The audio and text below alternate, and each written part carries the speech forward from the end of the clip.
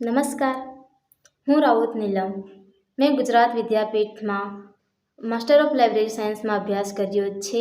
ગુજરાત વિદ્યાપીઠની સ્થાપના મહાત્મા ગાંધી દ્વારા 1920માં કરવામાં આવી હતી. આ સંસ્થા માત્ર શિક્ષણ જ નહીં પરંતુ મૂલ્ય આધારિત શિક્ષણ, સ્વાવલંબન અને સમાજ સેવાના સિદ્ધાંતો માટે જાણીતી છે. મેં માસ્ટર ઓફ લાઇબ્રેરી સાયન્સમાં અભ્યાસ કર્યો છે. આ વિભાગના વડા ડૉક્ટર પ્રેતકર કાનડિયા સર તેઓ ગ્રંથાલય અને માહિતી વિજ્ઞાન ક્ષેત્રના અનુભવી શિક્ષક અને સંશોધક છે. તેમના માર્ગદર્શન હેઠળ આજે અમે એક સારી જગ્યાએ એવી નોકરી કરી રહ્યા છે.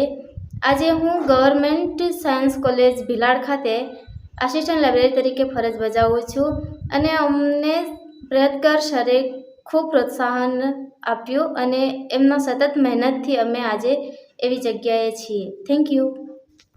નમસ્કાર, મારું નામ સોનલ છે અને ગુજરાત વિદ્યાપીઠમાંથી મેં master of library and information સાયન્સનો અભ્યાસ પૂર્ણ કર્યો છે. આ સંસ્થાની થોડી માહિતી આપીશ. આ સંસ્થા પૂજ્ય બાપુજી ગાંધીજી દ્વારા 1920માં એની સ્થાપના કરવામાં આવી હતી. આ સંસ્થામાં વિશાળ એવી લાઇબ્રેરી પણ છે. ગ્રંથાલય અને માહિતી વિજ્ઞાનના એચઓડી ડૉક્ટર પ્રેતકર સર કાનડિયા જે સંશોધક અને અનુભવી શિક્ષક છે, તેમના દ્વારા યોગ્ય માર્ગદર્શન અને સારું શિક્ષણ મળ્યું. તેથી આજે હું ગવર્મેન્ટ આર્ટ્સ, કોમર્સ અને સાયન્સ કોલેજ સાવલી, જિલ્લો વડોદરા ખાતે લાઇબ્રેરી આસિસ્ટન્ટ તરીકેની ફરજ બજાવું છું. તે માટે ડૉક્ટર પ્રેતકર સર કાનડિયા અને અન્ય તમામ શિક્ષકોનો હું ખૂબ ખૂબ આભાર માનું છું. Thank you. સૌને નમસ્કાર. હું વસાવા નીરજ. ગુજરાત વિદ્યાપીઠ ગ્રંથાલય અને માહિતી વિજ્ઞાનમાં 2 વર્ષ અભ્યાસ કર્યો.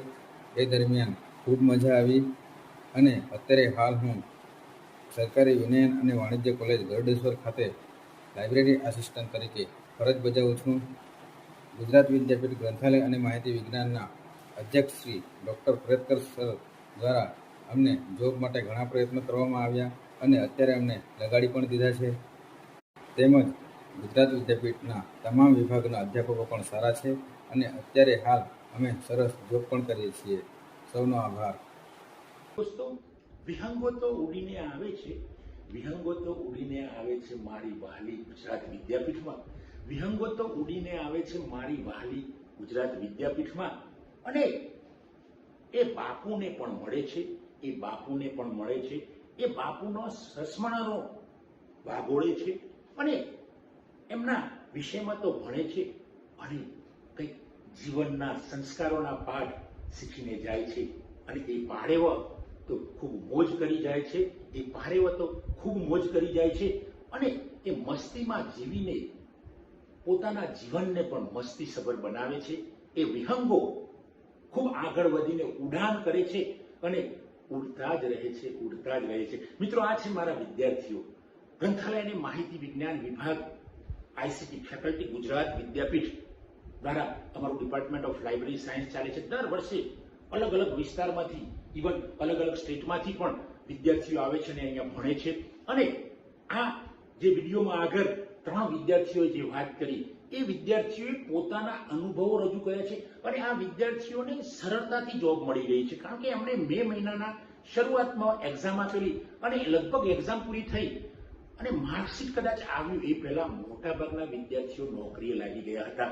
કારણ કે ડિપાર્ટમેન્ટ ઓફ લાઇબ્રેરી સાયન્સના પ્રયત્નો, મારા પોતાના પ્રયત્નો, અમારા બધા જ અધિકારીઓના પ્રયત્નો, અમારી ફેકલ્ટીના પ્રયત્નો, અમારા વાઇસ ચાન્સેલર સરના પ્રયત્નો, બધાના જ પ્રયત્નોથી અમારા વિદ્યાર્થીઓને નોકરી મળે છે.